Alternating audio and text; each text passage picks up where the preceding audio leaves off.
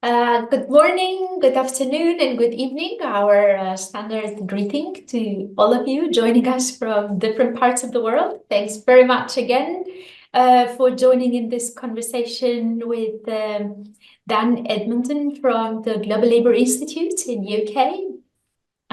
Discussing really the question of migration. In fact, is our last activity. So we are wrapping up the conversations on migration, but we are completely aware that that's a conversation that cannot end. It's been so clear in the different workshops we have had so far, and I'm sure the discussion today is just going to make that conversation raising even more questions, which are nevertheless very important for the labor movement. So thanks again, Dan, for joining us. We have participants from different countries. May I kindly ask you to add the name of your country right after your name, and to please put the cameras on if it's possible, so we have a possibility to see each other, at least virtually. And Dan, shall we start immediately with a question, and then you can respond for about 10 minutes, and then we open up for other questions. So one main argument that is made in this core video lecture is that the labor movement's approach to migration has oscillated between organizing and excluding migrant workers, and yet not without contestations, as we've seen a number of cases where migrant workers have been organizing themselves. So one important question for our times is, what are the implications of such responses? And are there specific cases of either one or the other approach that have a long-term impact on unions and the society at large? Thank you, Edler. That's a great question, and thank you all for being here today. It's great to see you all. If I speak too fast, please say in the chat, and I will slow down. Or if there's anything that you don't understand, please let me know.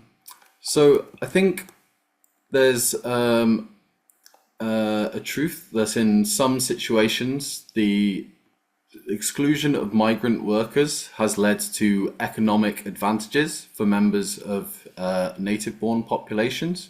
There is a very long history of workers controlling the supply of labor to ensure that they can have a higher wage and better conditions. And this dates back a very long time, all the way back in the European context to the guilds, which once controlled industries and restricted access to industries through long training periods and to limited numbers of workers. It's also true that where one group of workers are getting organized or engaging in conflict with their management, that their strength has been diluted by unorganized workers being brought into the workplace. One only needs to think of Amazon and the way it employs large numbers of people during union recruitment drives to defeat votes on union recognition.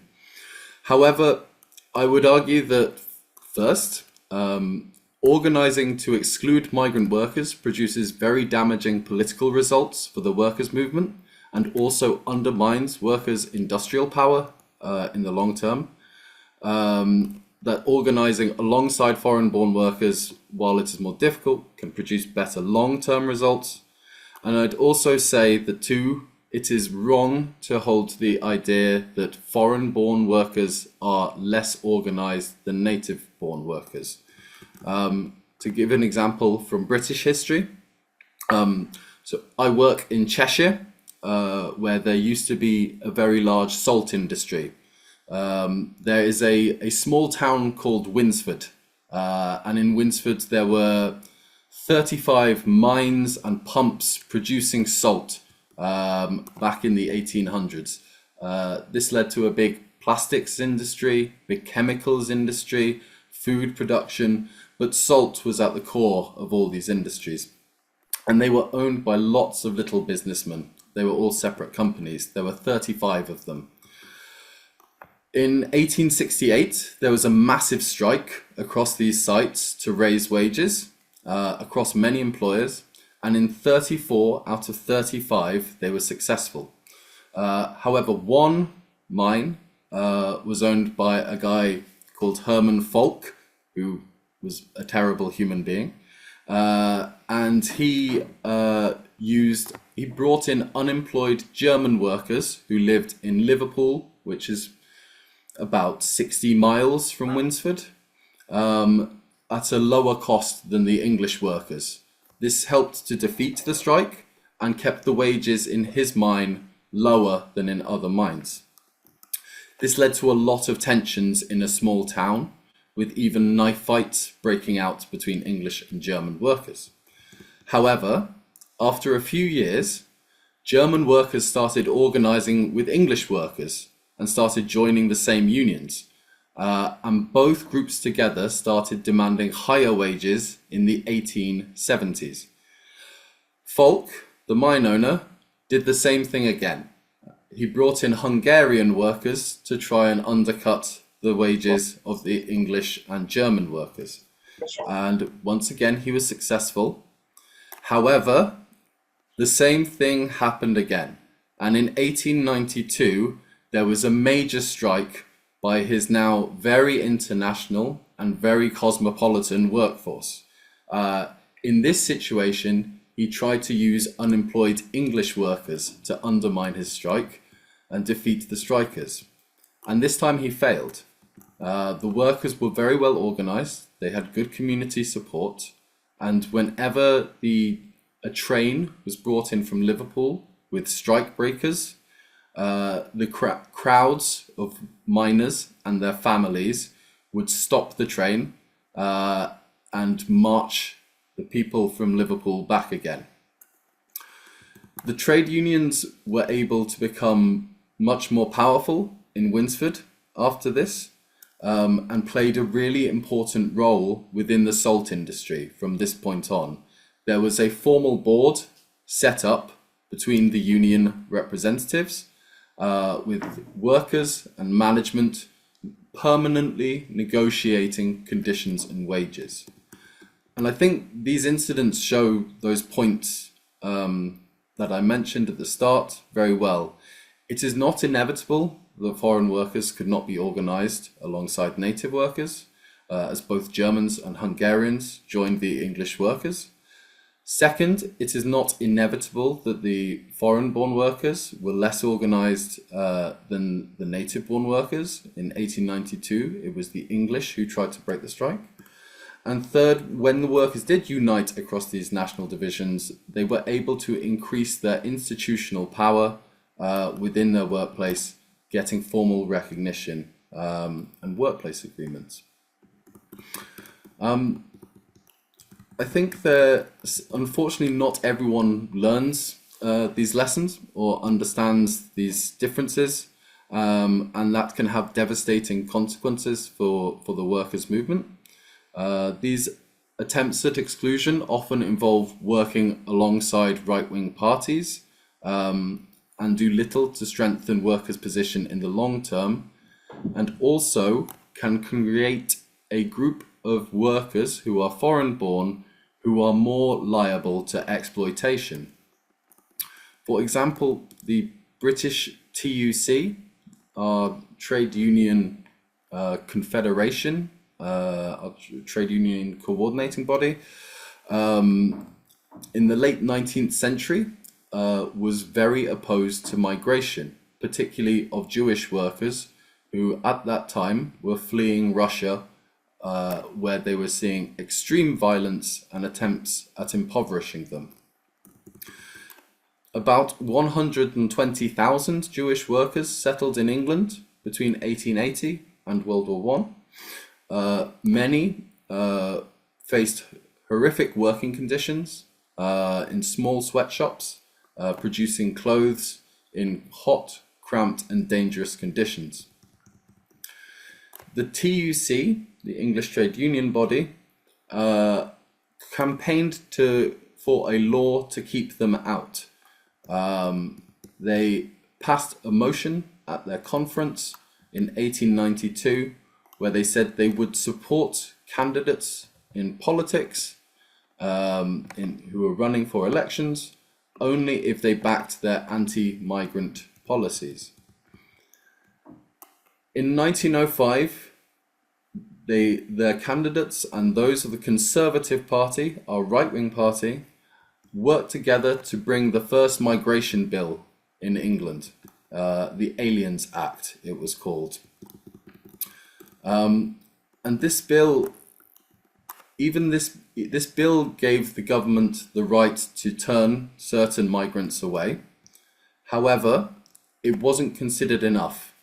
And what was really dangerous was it started creating a division between sections of the British workforce and the native-born British workforce and Jewish workers in Britain who were already organising in trade unions. There was a very strong trade union movement amongst Jewish tailors in Leeds, in the north of England, for example. As the world got closer to World War I, nationalist ideas became more powerful and another migration bill was passed in 1914. This gave the government more power to deport foreign-born workers. One of the reasons they could be deported was if they were seen as too radical. And this law was used to arrest and to deport Jewish anti-war socialists and trade unionists, men such as Peter Petrov or Theodore Rothstein, and perhaps even more dangerously, sections of the socialist movement worked with the state, giving the names of foreign organizers to security services.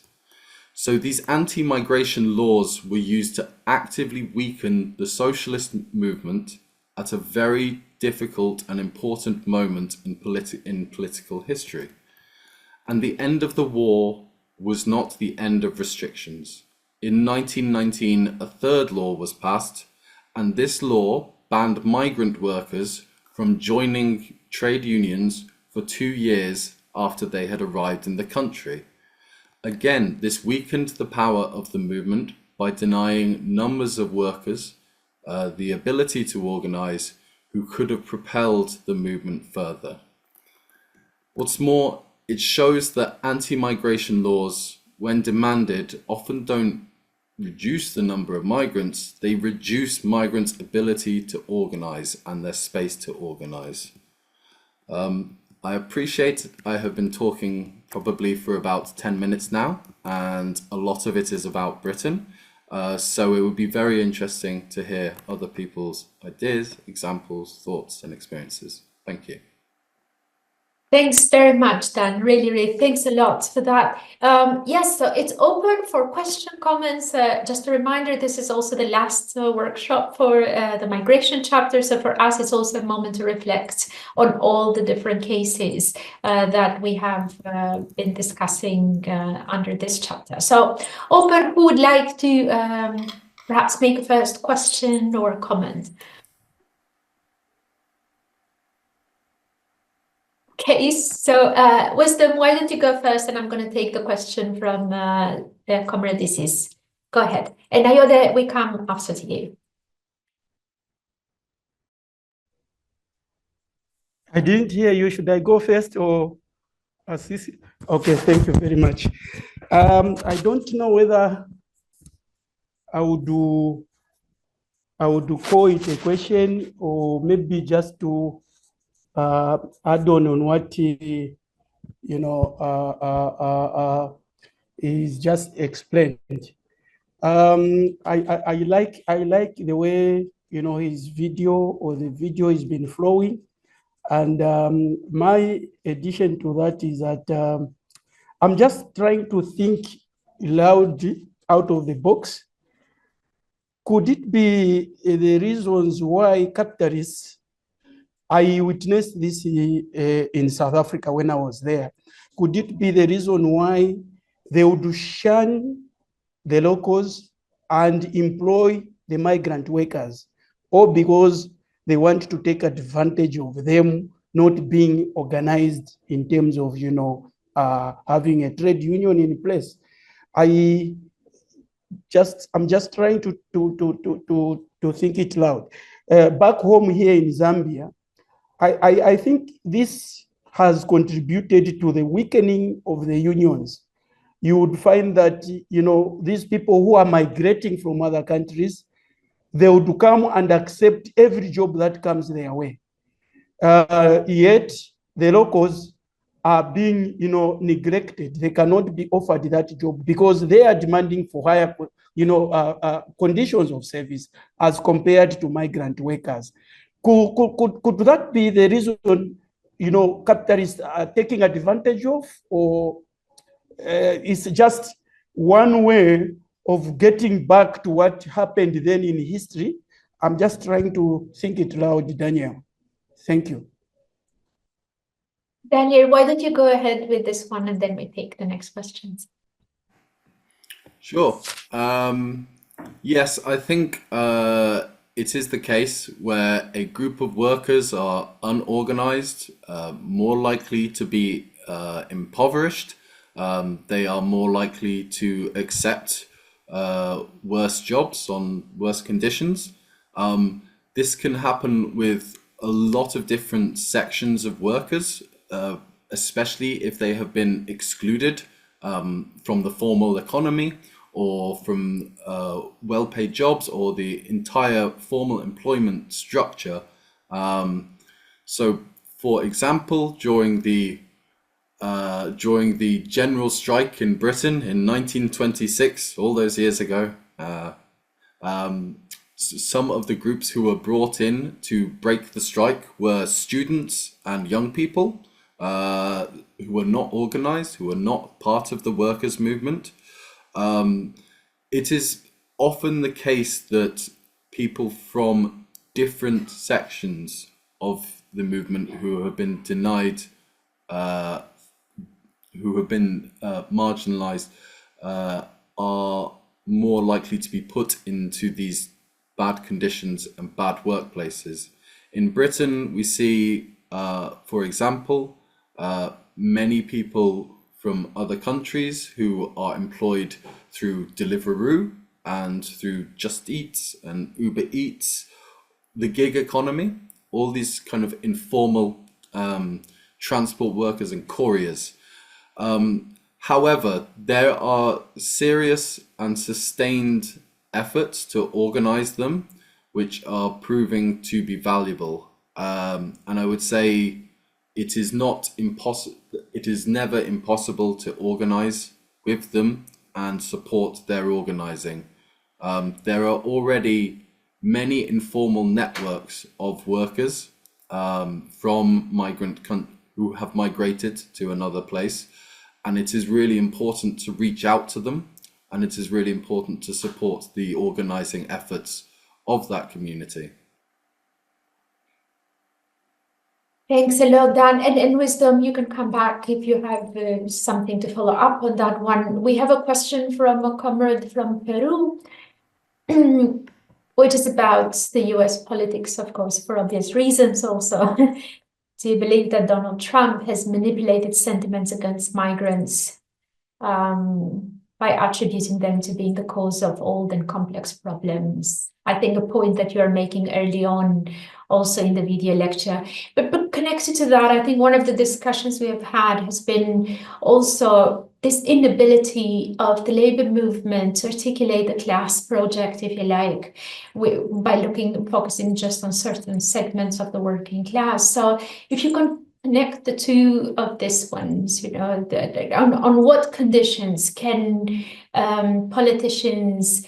racist politicians such as Donald Trump be able to actually have an effect with their manipulating speeches? What are your thoughts on that? And Ayoda, comrade, we're coming back to you right after this one. Yes, I mean, in the US, we have seen many years of declining social conditions, the dismantling of any social security system, of any welfare system. It's an incredibly desperate situation for many people.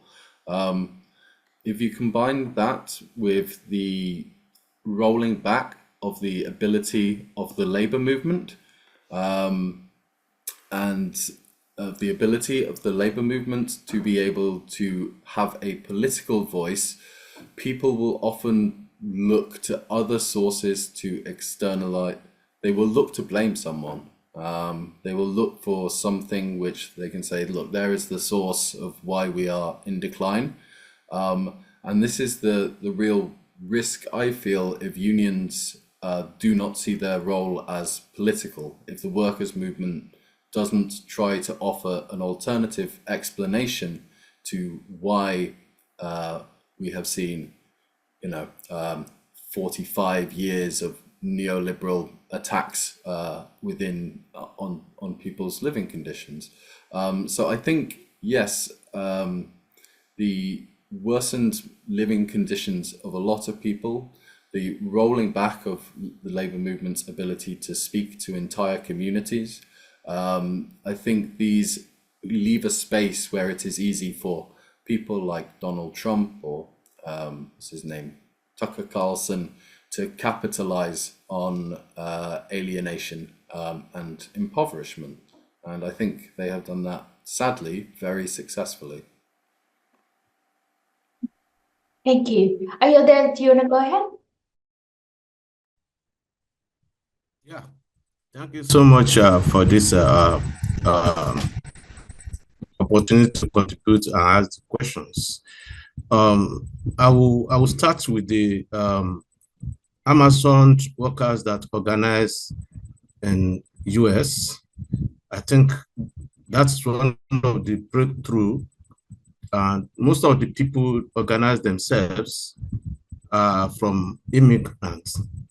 And if you look at these immigrants very well, they are the pillar of most of the country that they take them like a slave.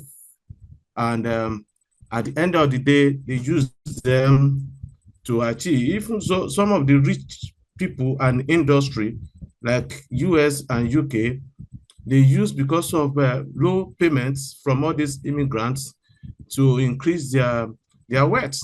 And that's why the fact that they do all those jobs, and the union since from beginning have not been able to at least achieve for them to have the kind of a good lifestyle or having a good pay for them and their family. And may I say that, to me, since from beginning till now, things have been very, very difficult for the immigrants. And I will start a typical example from even the Amazon that we are talking about. I read recently that the robot is taking over their job. They are even, begging to slice down their wages and allow them to work. Most of all this technology that is bringing up, basically it will hit the immigrants more than any other persons. And if you look at the one you mentioned concerned to gig economy, this is where the problem is. And you say something that I'm very, very touched with, and which is very key and important on how to organize this. And because of the complexity of operation and the gig economy, it is very difficult for them to organize and fight for their rights. And I will start an example again. In UK, there's a Supreme Court judgment that was given to the Uber. Currently now the both two has been hammered by the same court that they should allow workers to get their wages from the time they on their app and not the time the passenger is inside their car. So all those things has not been implemented, and they secretly implement it for the other side of the people. So my question is this, not to take much of our time, is how do we match this together now, the immigrants and the technology and all these robots that is taking off our job? How do we navigate through organizing with technology? Thank you.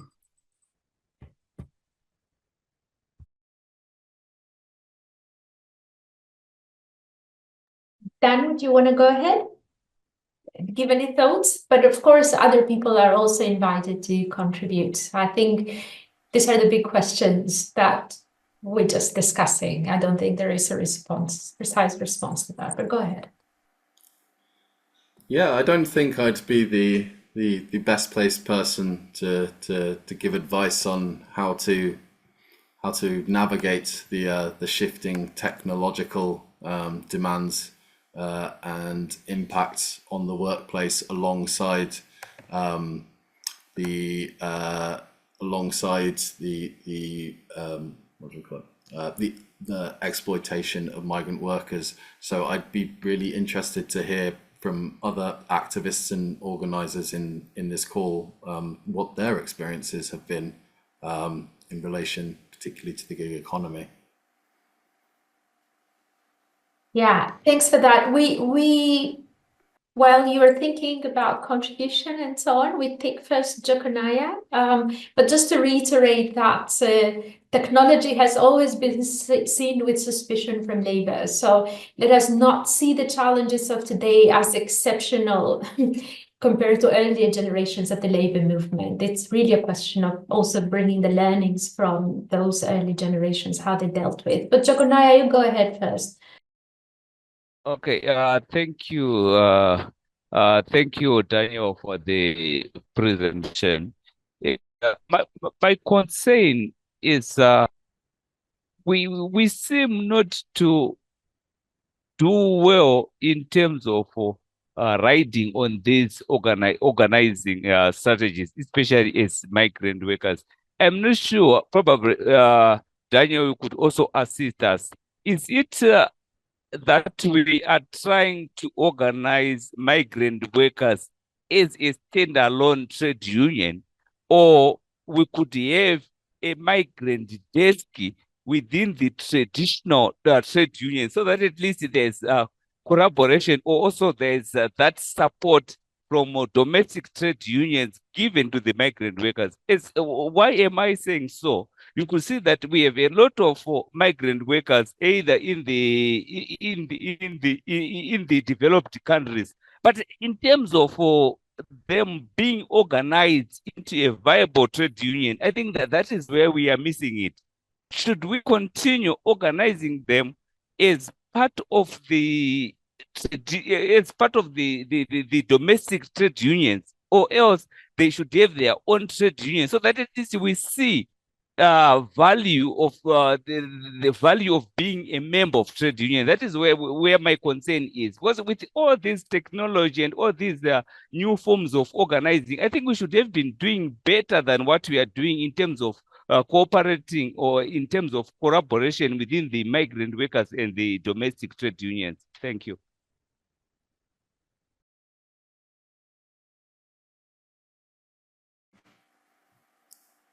Yeah, I think that's a really interesting question to me because there are a lot of examples of it happening in different ways. So the strike that I mentioned, the Jewish tailors movement in Leeds that I mentioned, which launched a very big strike in 1885, and then another one 2 years later. And eventually by 1911, it took them nearly 30 years, they managed to equalize their conditions with English-born workers. They had their own separate trade union. However, they received support from the local trades council, the local socialist party called the Socialist League. So while it was organizing independently and went to meeting points of the local community and was able to communicate effectively with Jewish migrants at the time using the methods that they thought were best, they were receiving support from outside. They eventually became a section of a larger tailoring trade union within the United Kingdom, and were eventually the third biggest section of it. So they started as a separate trade union and ended up joining as a kind of a subsection of a larger multinational? That's not the right word. A larger confederation of trade unions. So I think it will really depend on circumstances. The group that I mentioned in Winsford, there was no separate trade union there. They were organized initially through contact with the cooperative movement, and then through involvement in the trade unions as well.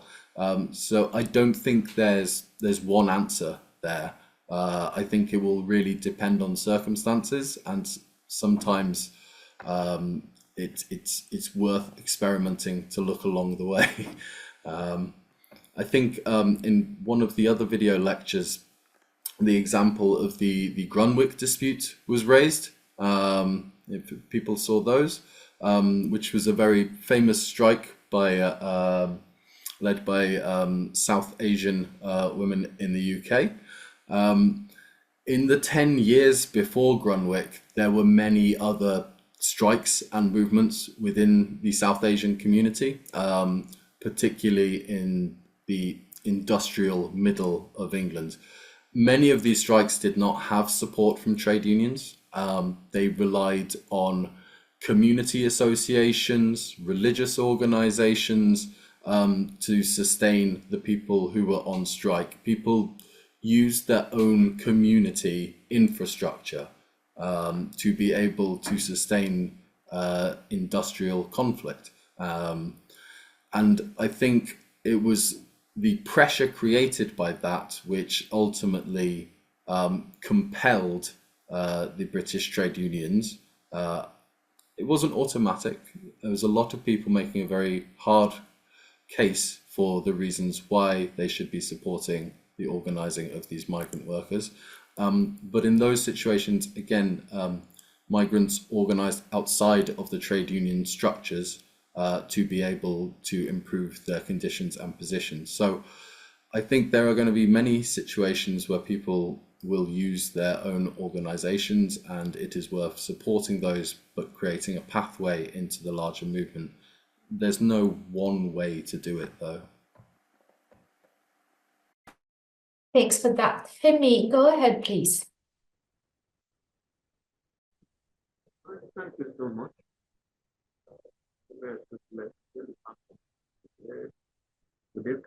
We can't hear you well. Can you come closer to the microphone, please? It's very weak. This place, where the Wamato contributed is on the area of technology taking over the works of most of the workers. Whether we like it or not, we cannot rule it out. So far, we have the research every day. Hello, can you hear me? Is my file clear that? It's not very clear. It's not very clear. I don't know whether the rest of you can understand properly, but it's not very clear. I would suggest if you can type it, or you just come close to the screen of the computer. Yeah, I will try to type it. Yeah, okay, thanks a lot. Please do type it. Gifford, why don't you go ahead? Yeah, I wanted to make two comments. One about Amazon. I think Sergey's comments are really in the chat are really important, because I think in the U.S. I don't think many Amazon workers are particularly immigrants. I think they go to deindustrialized places where people are desperate for work, and they could be white, black, immigrants. That doesn't really matter. Amazon exploits people, but the most desperate, and they locate these fulfillment centers in places that people are desperate for jobs, so they could bring down wages. But my comment is more about, I want to ask you other examples of resistance, and I want to offer my example coming from the United States, because, you know, anti-immigrant sentiments, xenophobia, racism is as old as civilization.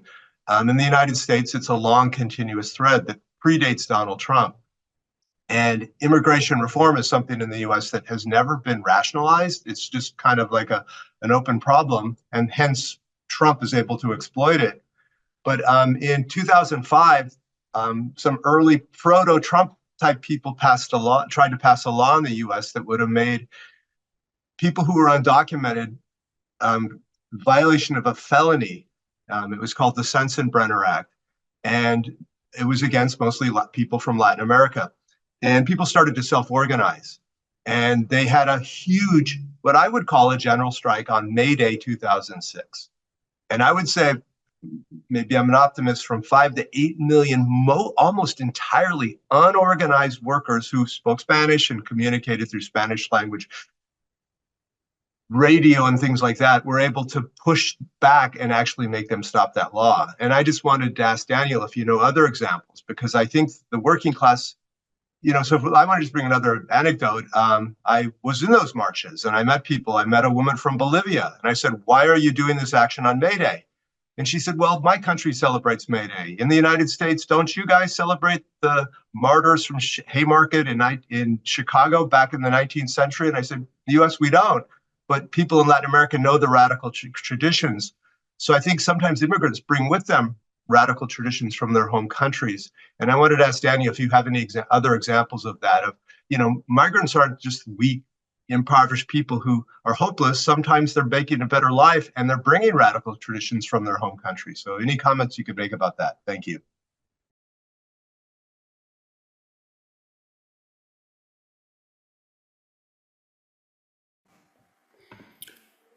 I think there are some really wonderful examples. I believe you had a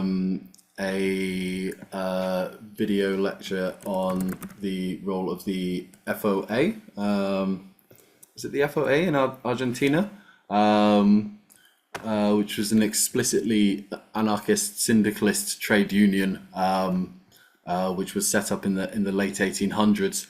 And this was a kind of example of Spanish and Italian radical migrants, many of whom were fleeing repression in their own countries, who literally started building anarchist organizations where you would find advertisements for them in the press of European newspapers, as well as in radical newspapers in Latin America. There's some, I think Errico Malatesta even managed to smuggle himself down there in a crate of sewing machines. So I think there's some great examples of these early Latin American syndicalist unions who were able to draw on that history of kind of radical action and employ it in a new context. Just coming back to the point that you raised about Amazon workers, I think this is what I was trying to get across. It's not the idea that the employment of migrant workers is necessarily bringing in an unorganized section of the workforce. Huge swathes of the workforce can be unorganized or marginalized for a whole range of reasons. Women workers, older workers, people where there's been an industrial collapse in one part of the country. And so that's why I'd really caution against those kind of exclusionary kind of ideas of how you organize and who you organize and who could be brought into the labor market. I just think that was a point really worth kind of reiterating, coming back on. Yeah, I mean, I was curious, Gifford, also ask you actually, especially since you brought this example. I mean, with all the terrible statements by Trump and his cabinet or newly coming cabinet on migrants, how would it be possible for the migrants to withdraw their labor for just a day? Just so they could see, I think, the point that is made also in the core video lecture, how much of our societies is dependent on migrant labor. And I don't know whether it is possible, but I just thought if we could imagine labor movement being able to actually mobilize all these migrant workers for such actions and to make a real important statement of the enormous contribution that migrant workers are actually making to our societies. But yeah, perhaps if anyone wants to jump in. But Narcisse, why don't you go first? Okay, thank you, Edlira. Hi, everyone. I have 3 points, but my third point is somehow taken by Gifford, and I think that I have already the answer.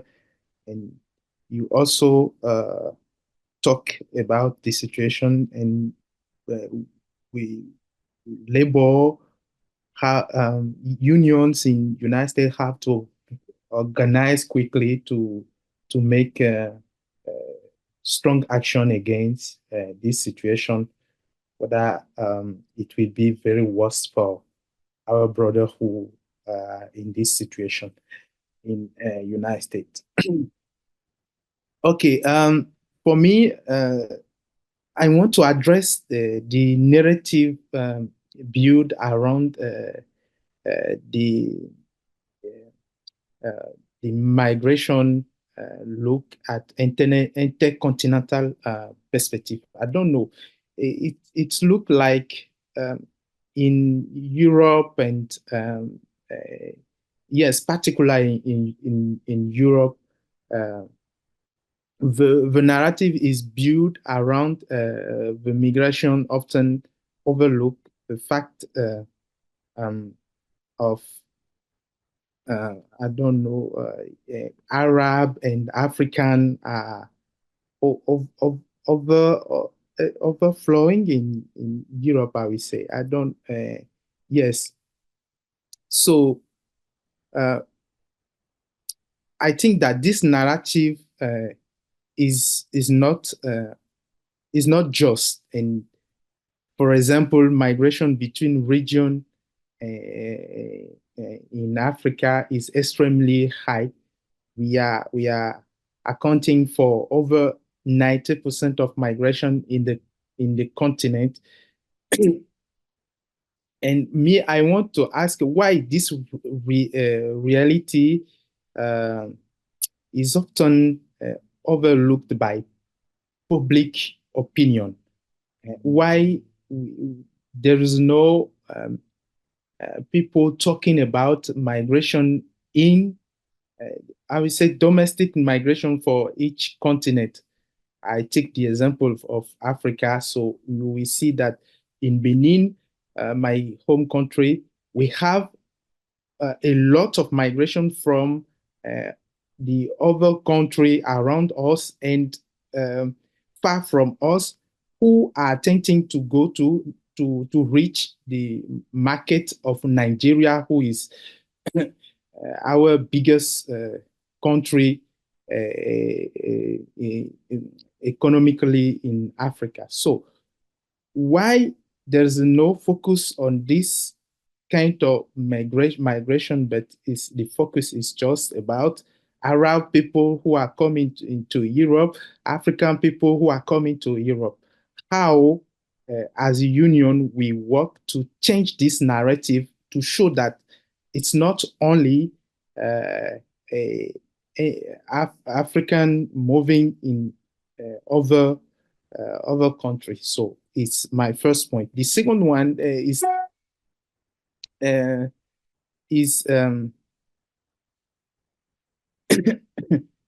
so when we address the issue of migration today, particular mass migration, who is focused by radical right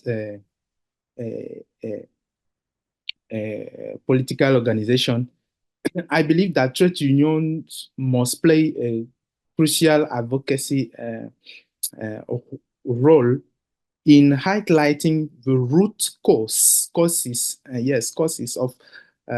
of large population movement, particularly cause of security and climate crisis. You see, so for me, I want to know at which level can unions take concrete action today, and what lesson from England's historical experience can be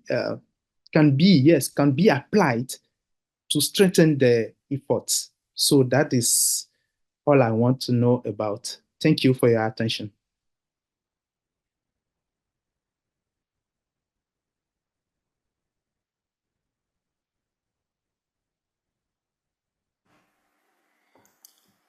Yeah, I think so. One of the points that I tried to make in my introduction was that anti-migration campaigns can very quickly take on a broader racial ideology and a broader racist exclusionary ideology, which is why I think the radical right, they don't want to, you know, they're not looking to capitalize politically on the movements of people across the post-colonial world, but instead focus on movements from the formerly colonized societies into the European heartlands. I think there's a really powerful history, sadly, around this. At the same time that the British TUC was opposing Jewish migration, it was also part of the international campaign, which I believe Stephen referred to in his lecture, of excluding Chinese workers. This included, they passed a resolution at their 1904 conference where they condemned the importation of Chinese workers into South Africa. So it wasn't even Britain they were objecting to. They were talking about what they viewed as a place where there should be white British workers taking priority. This, you know, aside from anything else, there were actually movements amongst Chinese workers in South Africa to organize at that time. There was a really great example, I believe in 1904, where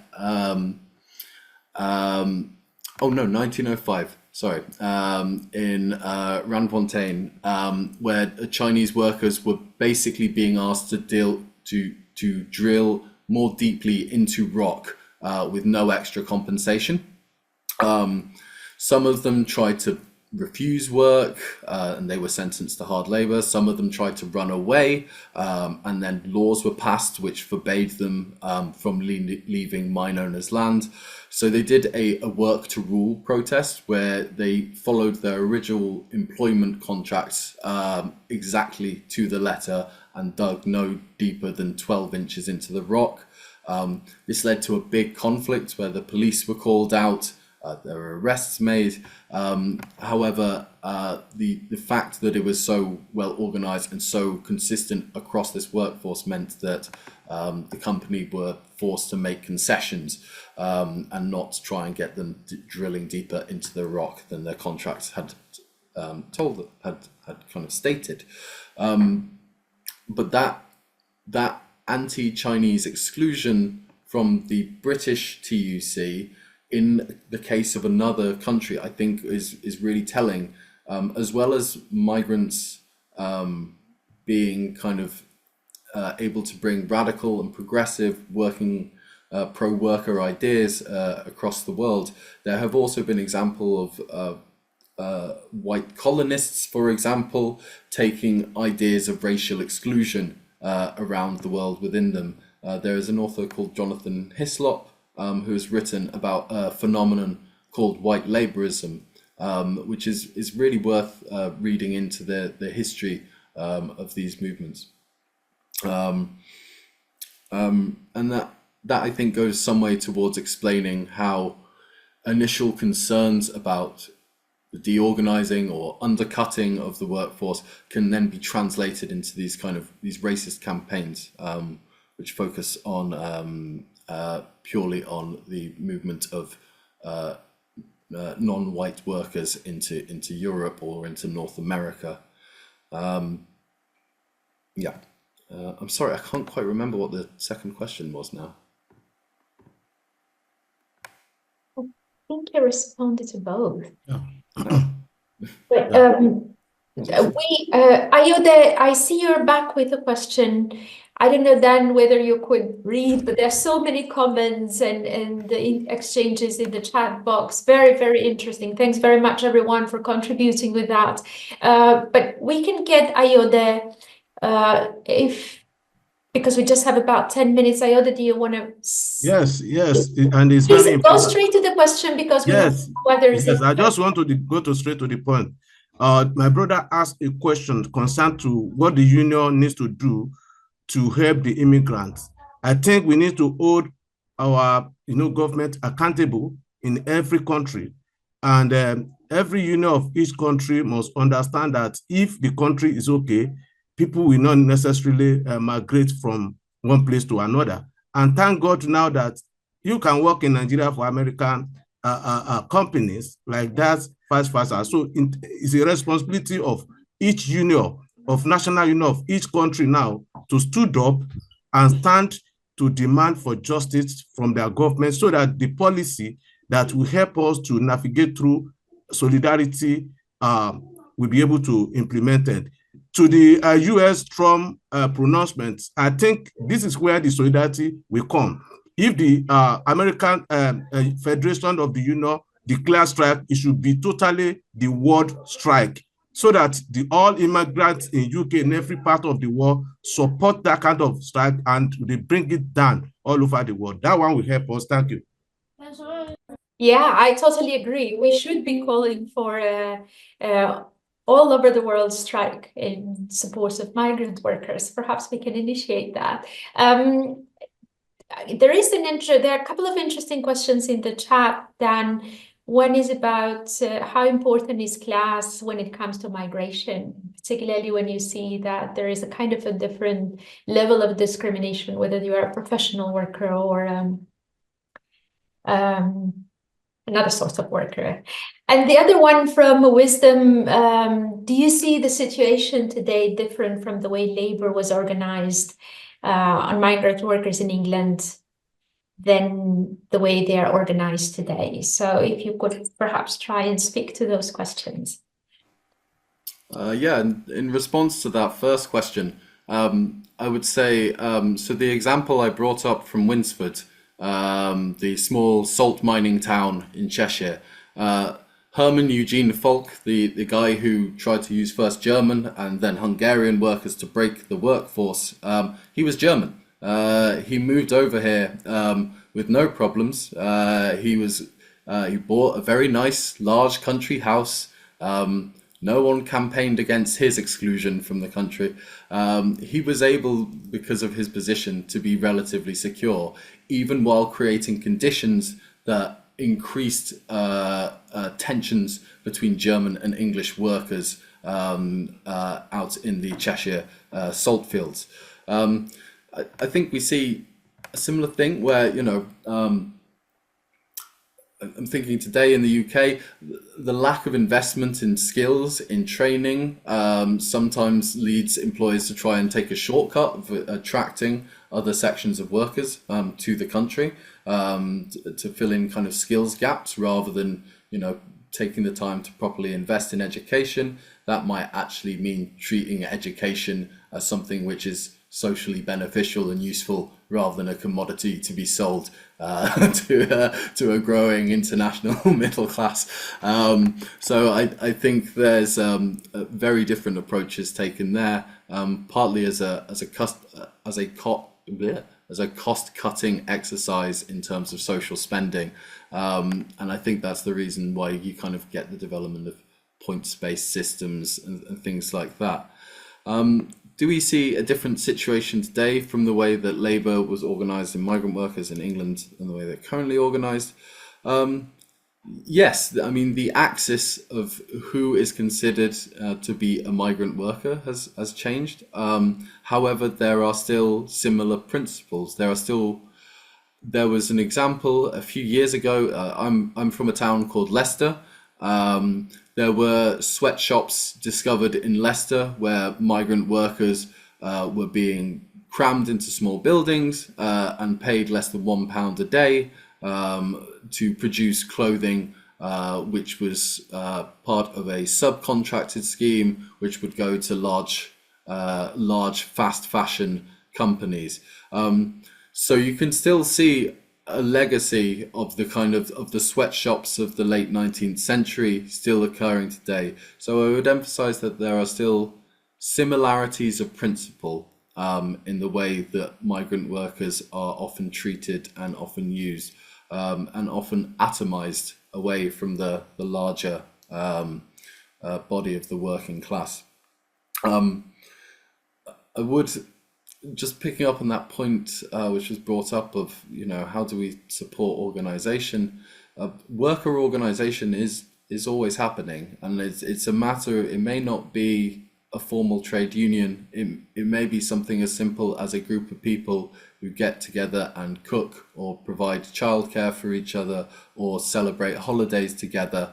There is always a form of social organization happening between people, and this has historically been the basis of many trade unions. This is where many of the larger formal organizations had their roots, whether that was a club where people literally would come together once a week, put some money in a box, and then if someone was sick or if someone died, then they would be paid out to their family or used to help them in unemployment. So I would say, while we often don't have the exact same thing today, it is always worth looking for those forms of social organization which are the basis of solidarity and organization. Thanks, Dan. And perhaps we can take a last question from Ian. Ian, do you want to make the question rather than we read it from the chat box?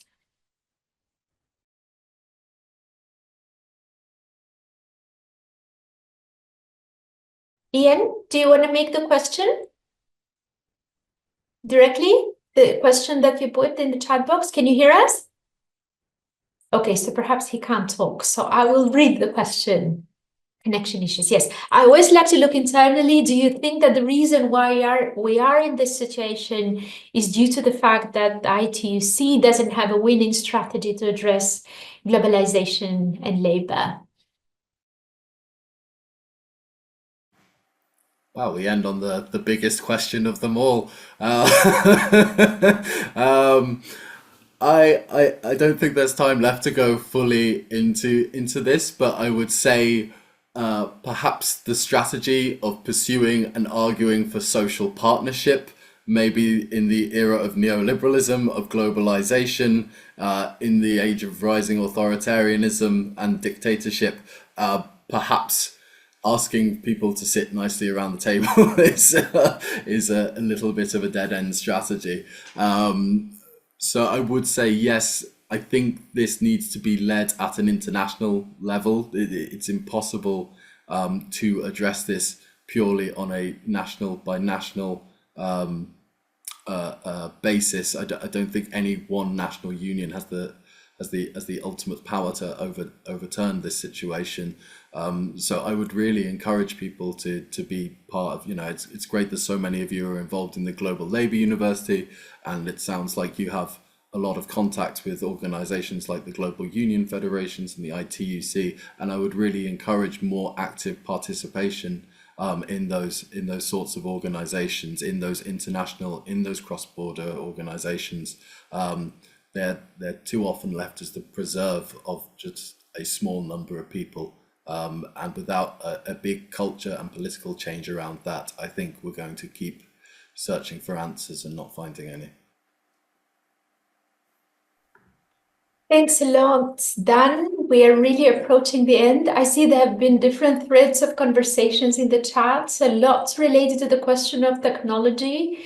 And I think perhaps we need a conversation on that alone, also about the fact that any sort of technology that is driven by capital, it is for the purpose of actually destroying labor. So it's not a question of saying we should just accept it, but actually really fighting it off, mobilizing, and then fighting for worker-driven technology, a technology that frees more time for people and that supports their creativity in the workplace. So to fight alienation in the workplace, in other words. But I guess we're going to continue the conversation on migration. It is very clear that to the extent that the labor movement and the trade unions haven't been able to really organize as a class and speak as a class, sorts of xenophobia and racism are going to be even more prevailing in our societies. So I guess a call to all our organizations or to the people we are involved in to really start engaging with these questions and to perhaps take the chapter on labor and migration and bring it to your own organizations, just to start the conversation in terms of also what's the impact, the long-term impact of excluding migrant workers from organizing and from understanding that they are part of the working class. So I guess we wrap it up here. Thanks very much, everyone. Thanks so much, Dan, for making time and for the video lecture and for all the contribution in this course that has been going on for 2 years now.